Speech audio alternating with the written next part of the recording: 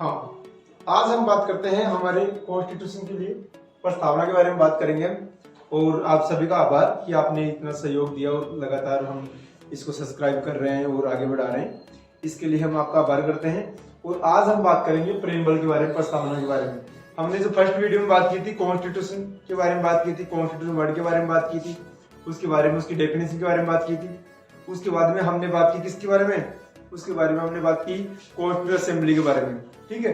और लास्ट वाले वीडियो में हमने बात की थी कॉन्स्टिट्यूशन के स्रोत, कौन कौन से देशों से कौन कौन सी चीजें ली गई है, ठीक है। उम्मीद करता हूँ आपके सभी के समझ में आ रहा होगा। और अगर आपके फिर भी समझ में नहीं आ रहा है तो आप कमेंट कर सकते हैं ताकि हम इसमें और इंप्रूवमेंट करें। लगातार हमारा उद्देश्य है कि लगातार आपकी अंडरस्टैंडिंग कॉन्स्टिट्यूशन के लिए बनते रहे और हम आपकी अवेयरनेस को बढ़ाते रहेंगे, ठीक है। तो आज हम बात करते हैं प्रेमबल के बारे में। प्रेमबल की हम बात करें तो प्रेमबल की हम बात करें तो हम पाएंगे कि जो हमारा जो कॉन्स्टिट्यूशन का फर्स्ट पेज है ना, इसके ऊपर ही क्या लिखा गया है, प्रेमबल लिखा गया है। और ये प्रेमबल क्या है, हमारे संविधान के मूल फर्स्ट भाग में है प्रेमबल, ठीक है। अब इसमें प्रेमबल में क्या बताया गया है, प्रेमबल में यह बताया गया है कि हमारे संविधान में मुख्य रूप से जो प्रस्तावना है ये प्रारंभ कहां से हुई, तो ये प्रारंभ हुई थी 13 दिसंबर 1946 को। 1946 को 13 दिसंबर के दिन ऐसे कहते हैं जवाहरलाल नेहरू ने उद्देश्य प्रस्ताव पेश किया था। उसकी बात हम संविधान सभा वाले वीडियो में हमने की थी। और ये उद्देश्य प्रस्ताव आगे जाकर प्रस्तावना बनती है। प्रस्तावना का जो फ्रेमवर्क है ये हमने लिया है अमेरिकन कॉन्स्टिट्यूशन से। कहां से लिया है, अमेरिकन कॉन्स्टिट्यूशन से लिया है प्रस्तावना का फ्रेमवर्क।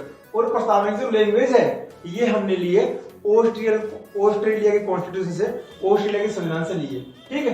अब हमारे संविधान की प्रस्तावना क्या है इसके बारे में हम डिस्कस करें तो ये है, हम भारत के लोग भारत को एक संपूर्ण प्रभुत्व संपन्न समाजवादी धर्मनिरपेक्ष लोकतंत्रात्मक गणराज्य बनाने के लिए तथा इसके समस्त नागरिकों को सामाजिक, आर्थिक और राजनीतिक न्याय, विचार, अभिव्यक्ति और धर्म, विश्वास और उपासना की स्वतंत्रता, प्रतिष्ठा और अवसर की क्षमता प्राप्त कराने के लिए तथा इसकी समस्त नागरिकों की व्यक्ति की गरिमा की क्षमता प्राप्त करने के लिए तथा राष्ट्र की एकता और अखंडता सुनिश्चित करने वाली बंधुता को बढ़ाने के लिए दृढ़ संकल्प होकर अपनी इस संविधान सभा में कितने नवंबर है, 26 नवंबर को क्या करते हैं, एडिट द्वारा मतलब सभी लोग मिलकर अंगीकृत, अधिनियमित और आत्म समर्पित करते हैं। अब इसको ये तो होगी इसको रीडिंग। अब इसको हम समझते हैं, हम भारत के लोग, we the people of India, मतलब जो हमारा जो संविधान है ना इसके लिए सबसे प्रमुख लोग कौन है, हम भारत के लोग। सभी जो सिटीजन ऑफ इंडिया है, भारत के जितने भी नागरिक हैं वो इसके लिए उत्तरदायी है, हम भारत के लोग, ठीक है। भारत को एक संपूर्ण प्रभुत्व संपन्न का मतलब क्या होता है कि ऐसा प्रभुत्व संपन्न मतलब ये है कि प्रत्येक व्यक्ति क्या है इसके लिए जिम्मेदार है और देश को आगे बढ़ाने के लिए प्रत्येक व्यक्ति काम करेगा, ठीक है। इसके साथ में समाजवादी का मतलब ये होता है कि सभी लोग समाज में एकजुट रहेंगे और ये प्रोग्रेसिव होंगे। धर्मनिरपेक्ष का क्या मतलब होता है, धर्मनिरपेक्ष को कहते हैं सेकुलर। जैसे मान लो कि हम, जैसे आपने पीके मूवी देखी होगी, किसी भी एक राज्य का कोई अपना धर्म नहीं है। जैसे पाकिस्तान की हम बात करें तो पाकिस्तान एक इस्लामिक कंट्री है, ठीक है। या फिर बाद में खूब सारे कंट्री जैसे श्रीलंका है, ये बौद्धिस्ट कंट्री है। तो इस प्रकार से हमारे अपना देश का कोई धर्म नहीं है। हम क्या करेंगे, हिंदू, मुस्लिम, सिख, ईसाई, बौद्ध सभी का सम्मान करेंगे। धर्मनिरपेक्ष है, किसी भी धर्म का राज्य क्या नहीं करेगा, समर्थन नहीं करेगा।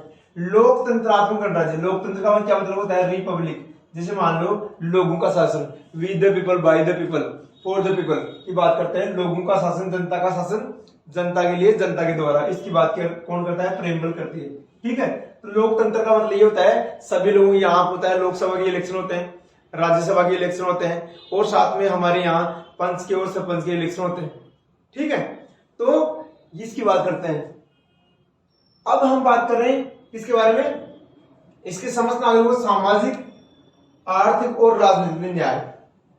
कौन से न्याय की बात कर रहे हैं, सामाजिक, आर्थिक और राजनीतिक न्याय की बात कर रहे हैं। मतलब ये है कि हम क्या करेंगे, सामाजिक रूप से क्या करेंगे, मतलब कि जो जितने भी लोग हैं जो क्या है मूल रूप से ठीक नहीं है उनकी बात करेंगे, सामाजिक रूप से समान व्यवहार हो, ठीक है। और आर्थिक रूप से मतलब इकोनॉमिक रूप से संसाधन क्या करे, राज्य प्रोवाइड करेगा। इसके साथ में राजनीति में प्रत्येक व्यक्ति भागीदारी ले, वोट करे और चुनाव लड़ने का अधिकार है। इसके साथ में न्याय की बात करते हैं, ठीक है। न्याय के लिए हमारे यहाँ जुडिशरी है, जुडिशरी न्याय की बात करती है। विचार और अभिव्यक्ति, आर्टिकल 19 के तहत प्रत्येक व्यक्ति अपने विचार रख सकता है, इसकी आजादी क्या है, हमारे संविधान में दी गई है। इसके साथ में धार्मिक स्वतंत्रता की आजादी है। धार्मिक स्वतंत्रता के रूप में क्या कर सकते हैं, सभी व्यक्तियों की विश्वास और उपासना, प्रत्येक व्यक्ति, कोई भी व्यक्ति आस्तिक हो सकता है, नास्तिक हो सकता है और वास्तविक हो सकता है। प्रत्येक व्यक्ति मतलब क्या होता है, प्रत्येक व्यक्ति क्या कर सकता है, किसी धर्म को मान सकता है, भगवान को मान सकता है, भगवान को नहीं मान सकता, ठीक है। पूजा अर्चना कर सकता है, नहीं कर सकता है, मतलब ये है किसी भी धर्म को आप मानते हो या नहीं मानते हो, इससे राज्य को कोई फर्क नहीं पड़ेगा। राज्य आपकी क्या करेगा, आप जो भी डिसीजन लोगे ना उसके लिए समर्थन करेगा राज्य, ठीक है। आगे क्या है, विश्वास और उपासना की स्वतंत्रता प्रदान करता है हमारा क्या है, कॉन्स्टिट्यूशन। इसके साथ में अवसर की प्रतिष्ठा, मतलब ये है कि आप कोई भी काम करते हो, जैसे मान लो कि आप मजदूरी करते हो तो आपको मजदूरी करने का अधिकार है, आप तैयारी कर रहे हो तो आपको नौकरी करने का अधिकार है, मतलब आपको तैयारी करने का अधिकार है। कोई व्यक्ति आपको आकर ये नहीं कह सकता कि आप क्या नहीं कर रहे, ये हमारे लिए ऐसा नहीं कर रहे। तो प्रत्येक व्यक्ति क्या है, इसके लिए स्वतंत्र है, अवसर प्रदान करेगा राज्य, ठीक है, ये बात करता है। इसके साथ में आई क्या है, अवसर की क्षमता होगी, इसके लिए साथ में प्रत्येक व्यक्ति की डिग्निटी होगी, गरिमा होगी। प्रत्येक व्यक्ति क्या होगी, अपनी गरिमा होगी, अपनी डिग्निटी नहीं होगी। प्रत्येक व्यक्ति अपने हिसाब से जीने का प्रयास कर सकता है, ठीक है। इसके साथ में आगे है राष्ट्र की एकता और अखंडता। एकता और अखंडता, देखो तीन शब्द है, एक तो अखंडता है, एक है धर्मनिरपेक्ष और एक है समाजवादी। ये मूल प्रस्तावना में नहीं है। एक तो क्या, समाजवादी, धर्मनिरपेक्ष और अखंडता, ये तीनों शब्द 42वें संविधान संशोधन 1976 में जोड़े गए हैं। 42वें संविधान संशोधन 1976 में एकमात्र, जिसका कई बार क्वेश्चन आता है, कई बार ऐसे क्वेश्चन आता है कि कितने संविधान प्रस्तावना में कितने संशोधन हो चुके, तो एक संशोधन हुआ है 1976 में, 42वां संविधान संशोधन। उसके तहत एक तो धर्मनिरपेक्ष शब्द जोड़ा था अपने, एक समाजवादी शब्द और एक अखंडता शब्द जोड़ा गया। ये तीन शब्द इसमें नए और ऐड होते हैं, आप इसको मतलब कि लिख भी सकते हैं, ये तीनों शब्द नए ऐड हुए हैं, इसके बारे में क्वेश्चन आता है।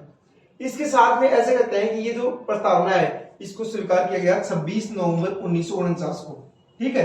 अयोध्या का मतलब होता है सभी नागरिक मिलकर इसको स्वीकार करते हैं और अंगीकृत करते हैं, आत्मसात करेंगे, अधिनियमित करेंगे और आत्मसमर्पित करेंगे, ठीक है। इस प्रकार से जो हमारी प्रेम्बल है ये हमारे संविधान के मूल पृष्ठ, सबसे मुख्य पृष्ठ पर, जिस संविधान की आप बुक लोगे और उसको खोलोगे ना तो पहले पृष्ठ के ऊपर प्रेम्बल रहेगी, प्रस्तावना रहेगी, we the people of India, हम भारत के लोग, ठीक है। इस प्रकार से हमारे सामने हमने क्या लिखा है, ये प्रेम्बल के बारे में हमने बात की है। इसके बारे में क्वेश्चन कैसे आता है, एक तो यही आता है क्या क्या प्रस्तावना संविधान का भाग है क्या, तो हमारे इसके ऊपर खूब सारे वाद आ चुके हैं और प्रस्तावना संविधान का भाग है, पहला क्वेश्चन तो यही है।